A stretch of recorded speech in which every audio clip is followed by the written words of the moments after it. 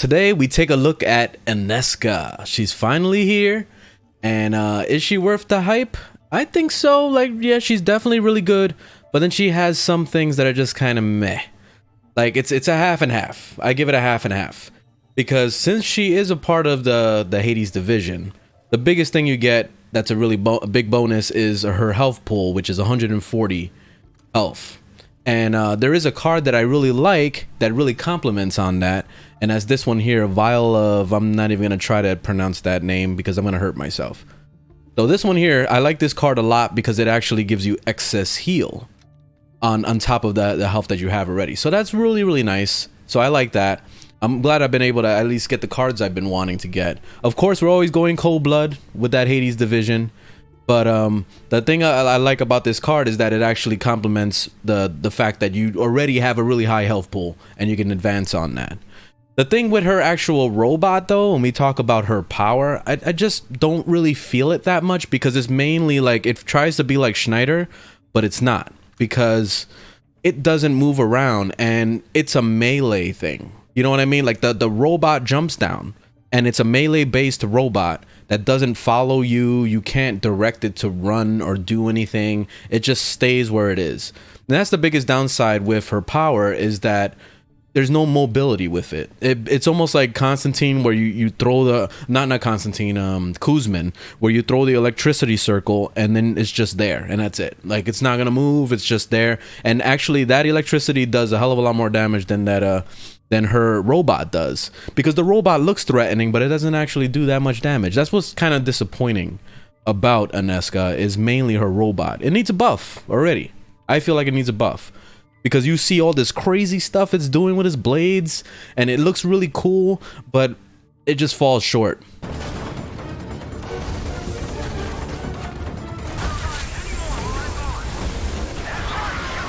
See them fight. Oh, that's bullshit. So in the trailer, when they had the trailer, they must have gave him unlimited health or something. You saw how fast he died? Oh man, that's bullshit. So yeah, I'm not really impressed with the robot. But anyway, we're gonna be talking about the base weapon. We're gonna talk about that. So far, I think my favorite weapon is either between the rare and also between this one, the ionizer. But we're gonna be focusing on the base weapon. So let me go ahead and equip that. There we go. It's equipped. Cool.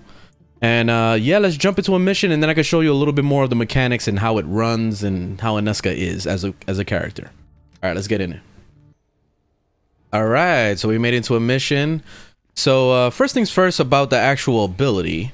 You see on the bottom right, there is like a little health gauge. It's basically almost like the way Schneider works, where you basically have to heal it up, your little drone. But in this case, it doesn't actually heal over time when it's in your pocket. You have to actually either pull it out, which when you pull it out, he looks freaking cool. The cool ass robot. You can have the two options. You can shoot at it to heal it. So you can basically do this. All your weapons heal it, regardless of whatever it is. But I think so far the base weapon is one of the better ones of healing, since it does the ticks over time. You see the healing over time, as well as the burst on top of it. So I feel like that's a really good heal compared to all the other weapons. The gold weapon too is pretty decent, but you got to be really careful with the gold weapon and this one, because you can hurt yourself really easily. You see, like standing near it, you can actually take some damage. So you got to be really careful. Another thing another way you can actually heal your robot is by pulling it back into your pocket, and then you can go ahead and kill something. So when you kill something, when it's like this, it drops these little energy orbs. You'll see the energy orb. Well, I guess it didn't drop it that time. But let me let's see if it gets it off of this guy. You see the little energy orbs. When you pick one of those up, it refills some of the life force of, you know, your robot. So you can get them to full health that way, and then just kind of resummon them again. Or you could even, wow, damn, it just keeps falling keeps falling off a cliff. That's what's happening right now. Let me get this over here. So either melee, or you can go ahead and use your gun. Either way, it doesn't matter. You can be able to get those orbs. And that's why I was telling you about that card with the overhealing. Look at my health right now, 160. It's really nice. It's really nice. So you can use this as basically like a double heal. Oh my god, of course I missed that. You see, you can use that as basically a double heal right there, so you can be able to like overstack your health. And you can go into melee really nice with her, because on top of having cold blood, which I always run, you can be getting that overhealing. See that? Look, I'm at 172. It will go to 180 at max, and then you see it starts ticking down after a while. But it's still cool. It's still cool to be able to do that overhealing. Also, with the actual ability, so when you pull out the robots, pretty much it has a secondary fire. So when you use the secondary fire of the base weapon, it's the rain of rockets, just like it was, you know, when you fight them in the mission, which is basically like, you see it just starts raining rockets everywhere. The coolest thing about this that I noticed in PvP is that it will knock your ass back a million times over. Really awesome crowd control with that thing. So I think this is probably one of the better weapons to use as an antagonist, mainly because of that alone. Like, that reason alone is the only reason why I think it's awesome to use this weapon over any others. You see you start shooting the rockets, and it's basically like awesome crowd control in the area. The other weapons have different types of abilities too. So there's different things that kind of like synergize with it. The rare weapon has a totally different type of nuke, and then the other blue weapon has like a different type of nuke as well, which basically complements off of, it like synergizes with the weapon really well. This one I just like it because of that rain of rockets. That thing is just awesome. But you can pretty much leave your robot just kind of defending an area like that, and he'll just keep doing his thing. It's kind of like it's almost like it's like Schneider in a way, but not really, because in this case you don't have to control it. It controls itself. It's just gonna mainly defend itself in melee range, you know. And the thing that's really a big downside about this robot is that it does really weak damage. Like in this, it's solo mode, so obviously he's gonna two-shot everything, because, you know, these are solo mode mobs that have like almost no hit points. You see it's only hitting 25. Oh, look at 25. You know what 25 damage does on a hard mission when you're like high MMR? Nothing. It does absolutely nothing. So that's the biggest downside I see with him. He really needs a buff. I would really love to see the ability to be able to move him around. Like if I wanted to direct him to charge over there, and then he'll go and he'll charge and maybe do some kind of like burst damage because he's charging through the enemy. That would be so freaking cool, man. Like it's such a missed opportunity. I wish that they did something like that. It would be so awesome. Oh, and we didn't really talk about the base weapon here. So pretty much it's very simple and straightforward. You throw it on the floor or you throw it on a wall, and it just like explodes in the air. It's kind of similar to the range of Rax. What's it called? I forgot what that. It's called the hatchet. The hatchet. That weapon, which is basically, it just, the range sucks on it. It's just very close range, and then just like after a second it explodes. But that flame that's sitting there will actually do some damage over time on top of that. So pretty much you can do this. Yeah, but you can hurt yourself. You gotta be really careful with it. Let's see, like that. Oh, look at it, knocked them down pretty easily. So you can kind of use it to hold off an area. If you got people chasing you and stuff, you can shoot it at the ground real quick and then just kind of keep running. Like something like this, where if they don't avoid that little circle, they're gonna hit the explosion damage right there. So it works pretty decent. It's all right. I think I might upgrade it and see what it's like when it's upgraded, but it's a pretty decent weapon.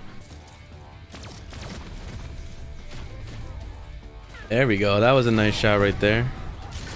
You see, in little areas like that, like when it comes to like farming things, AoE, you see like this, they could fall into the trap, and it works really well. It works really well in situations like this.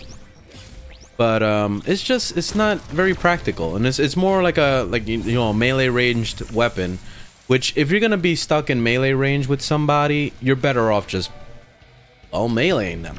So pretty much, I don't know, like I kind of have mixed feelings about it, especially when you're high MMR like I am. All the enemies are gonna be like super hard to kill. So you'll be sitting there reloading, doing some more, reloading, doing some more. All that time you wasted, you're better off just killing them with melee.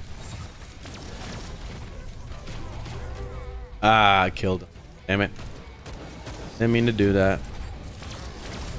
You see, look at him struggling trying to kill this one mob. And this is on solo mode. You know what I mean? So imagine it on regular mode. We're in a regular match, high MMR. Gonna have a hard time. First things first, let me go get some olive oil. Go get that.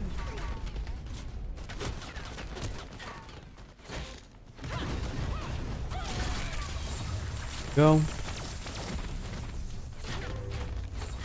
He's pretty much, it's really nice for taking people out of cover.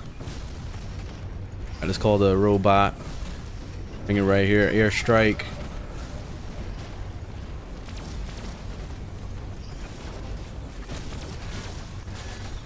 Oh yeah, that's pretty nice damage. You see, when you combo it with also your actual ability, it makes it awesome.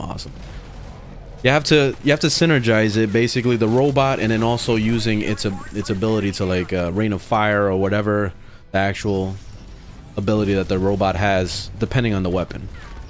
So.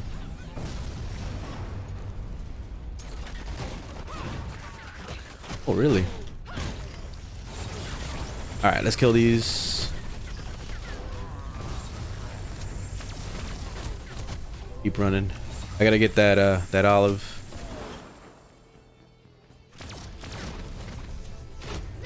Oof, almost killed myself.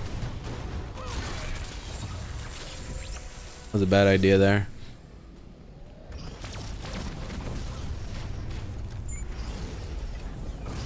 And you can also press you can press your alternative fire and it will shoot it exactly where you're standing. So if you don't have the time to actually like aim and then, you know, shoot the grenade, you can actually just press alternative fire and it will shoot on the ground wherever you're standing. Kind of similar to Ayana's grenades from the base weapon. Where are you gonna drop? Where are you gonna drop? Go. Trying to find a space to fall. Cool.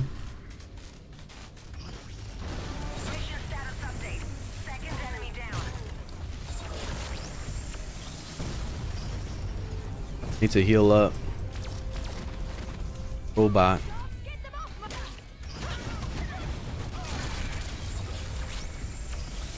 There we go. I got my robot healed. Bring him out. Drop the bomb. Oh man, he died already. Jesus. So weak. There we go. Nice damage right there.